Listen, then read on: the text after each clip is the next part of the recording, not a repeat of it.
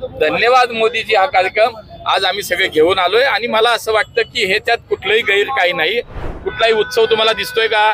इथं काय गुलाल आहे, इथं काय ढोल ताशा आहे, उत्सव नाही, हे एक अभियान आहे। तर 99% वस्तू आता अशा आल्या त्या जीएसटीच्या सुधारणामुळे ज्याच्यात फक्त 18%वरून आता ते 5%वरती जीएसटी आला। पहिलं दुरुस्त करतो। राज्यामध्ये जो पूर आहे, परिस्थिती आहे, आमचे मुख्यमंत्री स्वतः जातीनं तिथे गेलेले आहेत, सगळे जण गेलेले आहेत। हा कुठल्याही प्रकारचा उत्सव नाही। आज आपल्या देशातील सर्वसामान्य माणसाला, सर्वसामान्य नागरिकाला, शेतकऱ्याला, कामगाराला जो काही दिलासा मिळाला जीएसटीच्या रिफॉर्म नंतर, या संदर्भात फक्त व्यापाऱ्यांशी, नागरिकांशी बाजारपेठेमध्ये संवाद साधण्यासाठी धन्यवाद मोदीजी हा कार्यक्रम आज आम्ही सगळे घेऊन आलोय आणि मला असं वाटतं की हे त्यात कुठलंही गैर काही नाही। कुठलाही उत्सव तुम्हाला दिसतोय का?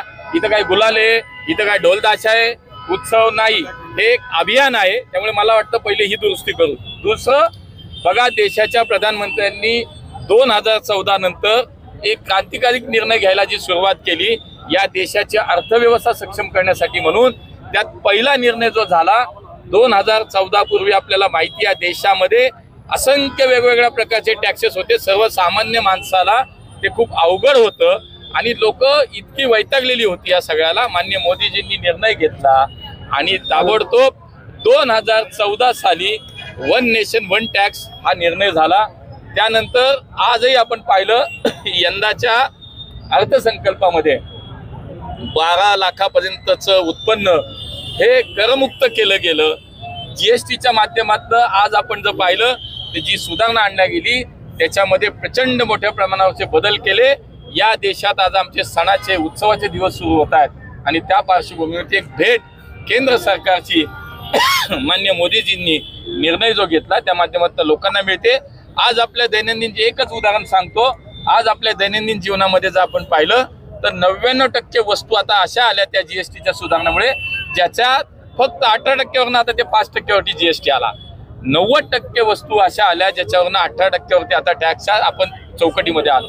आणि म्हणून मला असं वाटतं की देशातील जनता, व्यापारी, छोटे छोटे व्यापारी, एमएसएमई या सगळ्यांना एक मोठा दिलासा मिळाला। आपणही पाहिलं असेल लक्ष्मी रोडच्या कमीत कमी एक 5-6 संघटना व्यापाऱ्यांच्या आता इथं आल्या आणि यांनी धन्यवाद मोदीजींना धन्यवाद देण्याचा एक अभिनंदनचा ठराव जो केला तो आमच्याकडे सुपूर्द केला। त्यामुळे ही जनभावना आहे, हे जनभावनेचा आदर करत आज त्यांच्याशी संवाद साधायचा आहे। त्याच्यामध्ये त्यांचे काय अनुभव आहे, त्यांचं काय म्हणणं आहे की आपल्याला माहिती आहे की 22 तारखेपासून या जीएसटी सुधारण्याचा प्रत्यक्षात त्याच्यामध्ये अंमलबजावणी सुरू झाली आणि हाच त्याच्या मागचा आज उद्देश आहे की आम्ही सगळे व्यापाऱ्यांना भेटणार आहोत।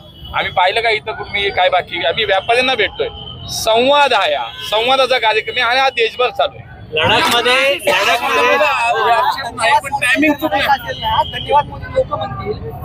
आमच्या कार्यकर्त्यांनी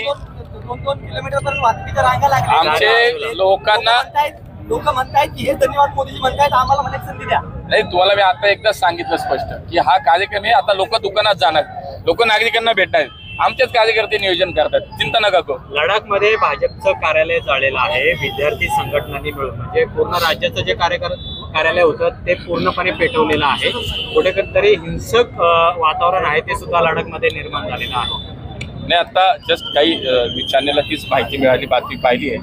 मला असं वाटतं की हे काही विचारांची लढाई ही विचारांनी केली पाहिजे, त्याला हिंसा हा काही मार्ग होऊ शकत नाही। थोडी माहिती याच्यामध्ये नक्की घेतली जाईल आणि मला असं वाटतं वरिष्ठ पातळीवर केंद्र सरकार याच्यामध्ये विचार। काल तुम्ही मुख्यमंत्र्यांची भेट घेतली पुण्याच्या प्रश्नासंदर्भात, पण पुण्यामध्ये खड्डे आहेत याविषयी मुख्यमंत्र्यांनी स्वतः नाराजी व्यक्त केली। पुण्यामधल्या सगळ्या काही नागरिक सुविधा आहेत, नागरिक सगळ्या समस्या, त्याच्यावरती आमचे सगळे कार्यकर्ते, आम्ही सगळे लोकप्रतिनिधी सातत्यानं काम करतोय। त्यामुळे चिंता करू नका, आम्ही त्याच्यावरती काम करतोय। माननीय मुख्यमंत्र्यांचं पुण्यावरती विशेष लक्ष आहे।